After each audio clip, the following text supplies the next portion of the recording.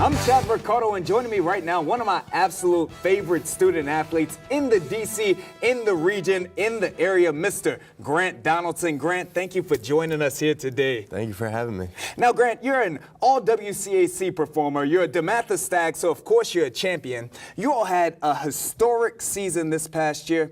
Tell me, what memories will you take with you most from this year?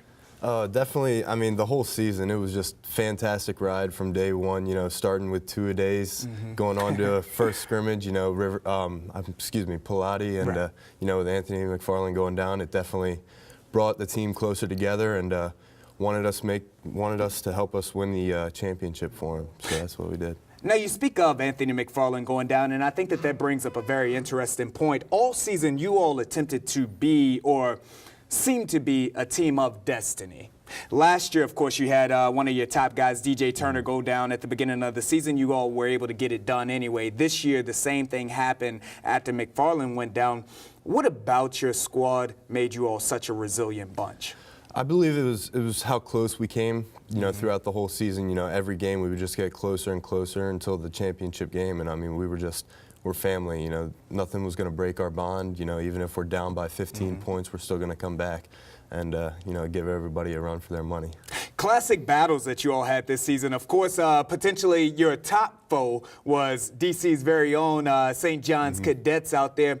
What were those two games like, those two hard-fought matchups with St. John's? I mean, I almost felt like I was in a college football game. You know, there's so much college athletes out there, and you know, it was just fantastic having so many people coming out and supporting us, and it was great to win both of those games. I've had an opportunity, to, of course, to interview you on multiple occasions, so I've asked you similar questions before, but out of all of the guys that you played against in your career, who was your fiercest competitor? Who will you walk away from in the WCAC and say, that guy was a dog? There's definitely quite a few people that I can name. You know, Kasim Hill's definitely one of them. They're just, you know, fantastic athletes, you know, very hard to bring down, you know, coming from the defensive side. Absolutely. So they're just fantastic athletes. You know, I wish them the best of luck wherever they go.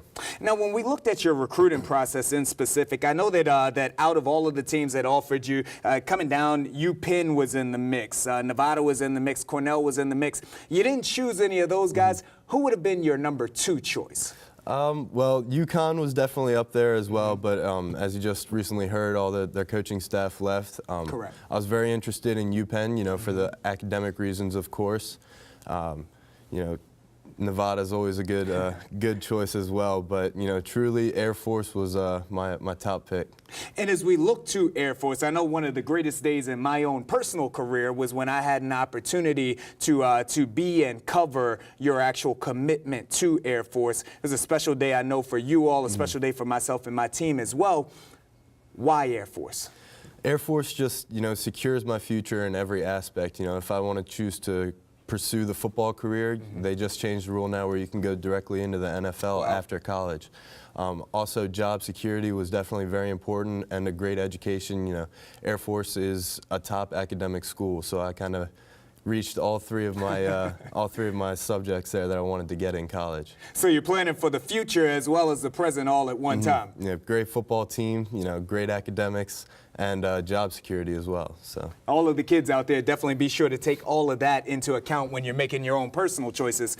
As we speak about Air Force, not only yourself, but of course also your teammate, your quarterback, Bo English, you'll be joining him. He'll be headed there as well. There's an opportunity, there's a chance that maybe another Dematha Stag, maybe another individual from the WCAC may be going that route also.